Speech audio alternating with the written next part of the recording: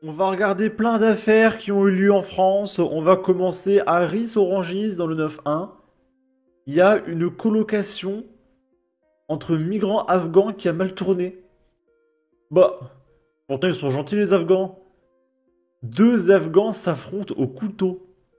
L'un est entre la vie et la mort. Non. On veut plus d'Afghans. Arrêtez de vous entretuer s'il vous plaît. Deux hommes d'origine afghane se sont battus au couteau dans la nuit de samedi à dimanche dans leur appartement à Ris-Orangis.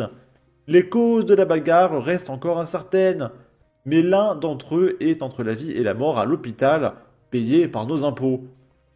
Vers 2h45 du matin, les secours sont appelés route d'Evry pour venir en aide à un blessé.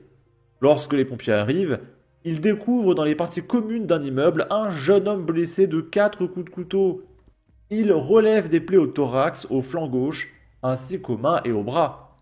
Vers 4 heures du matin, une personne se présente aux policiers et leur explique qu'un second blessé s'est réfugié chez lui.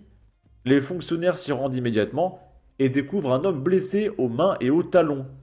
Cet homme, âgé de 24 ans, est né en Afghanistan également et a été placé en garde à vue au commissariat d'Evry pour tentative d'homicide volontaire. Nos Afghans ont du talent. Là, c'est plusieurs rabbins qui se sont fait agresser. Le premier, c'est à Deauville, dans le 14. Un rabbin s'est fait agresser en pleine rue par trois mecs s'exprimant dans une langue étrangère non identifiée. Je pense que c'est le breton, du corse, ok. On sait. Selon BFM TV, confirmé par Ouest France, un rabbin en visite à Deauville, dans le Calvados, a été agressé vendredi 30 mai vers 15h30 sur l'avenue de la République. Trois individus semblant alcoolisés l'ont isolé et frappé au ventre alors qu'il portait une kippa. L'agression s'est déroulée en plein jour. La victime, légèrement blessée, a affirmé que ses agresseurs s'exprimaient dans une langue étrangère qu'il n'a pas pu identifier. Une plainte a été déposée et les suspects sont activement recherchés par la police. Je remarque qu'il n'y a pas beaucoup d'imams qui sont agressés. Voire même, il n'y en a juste pas. C'est que les prêtres et les rabbins. Là, je dois cacher un petit peu.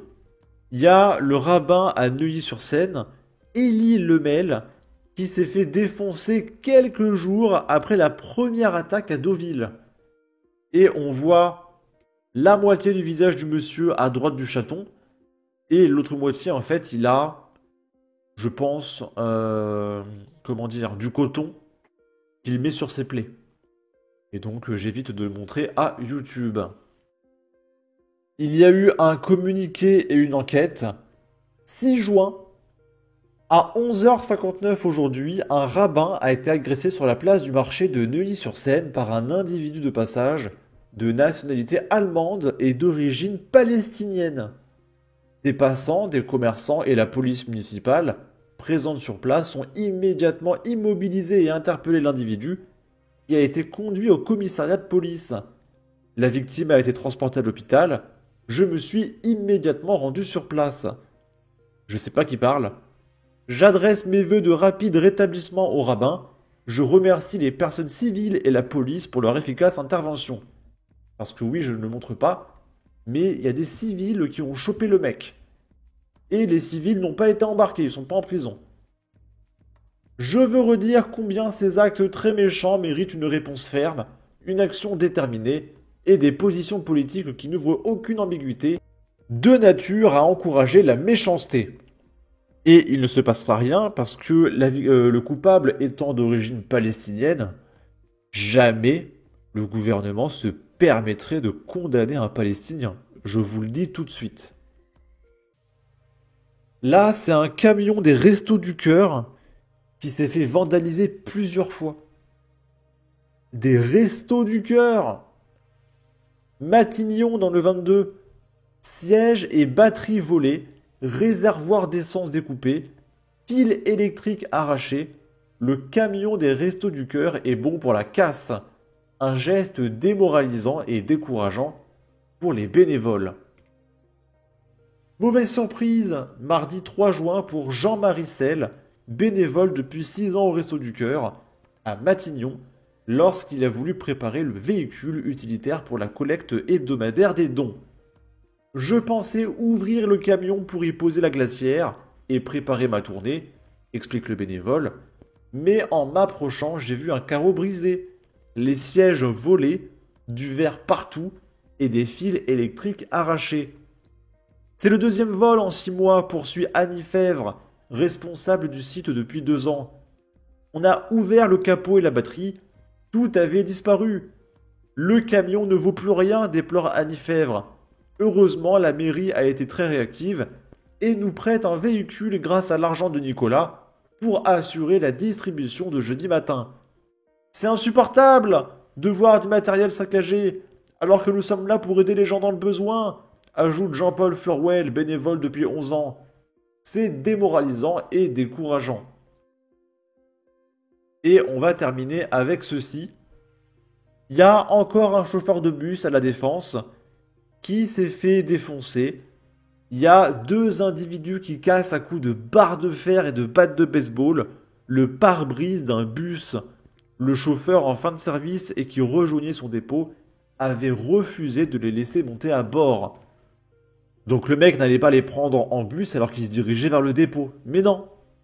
Les mecs ne comprennent pas qu'un bus, c'est pas un taxi. Parce qu'ils ont un quotient intellectuel de 2. Mécontents de ne pas pouvoir monter à bord de ce bus en fin de service qui rejoignait le dépôt dans la nuit de vendredi à samedi, 2 individus ont notamment cassé le pare-brise du véhicule à coups de barres de fer et de battes de baseball. La RATP annonce porter plainte. Il va rien se passer. Selon les premiers éléments et le témoignage du machiniste, le bus vide de tout passager quittait le terminus La Défense métro RER tramway peu après 2 heures en direction du dépôt, quand 2 jeunes hommes ont tenté de monter à bord. Sauf que le chauffeur avait fini son service. Détaille Ahmed Beral, représentant CGT et élu de la commission santé, sécurité et conditions de travail de la RATP. Les 2 individus se sont alors défoulés sur le bus dont ils ont cassé le pare-brise. Le chauffeur, lui, n'est pas descendu et il n'est donc pas blessé, mais il est en revanche choqué. Sachant que si le chauffeur de bus serait descendu pour se confronter avec les mecs, il aurait été licencié, poursuivi par la justice, etc. Sur ce, n'hésitez pas à donner votre avis, votre opinion, à partager, liker, commenter, ça aidera au référencement de la vidéo sur YouTube. Abonnez-vous, suivez-moi sur Twitter, prenez soin de vous, salut!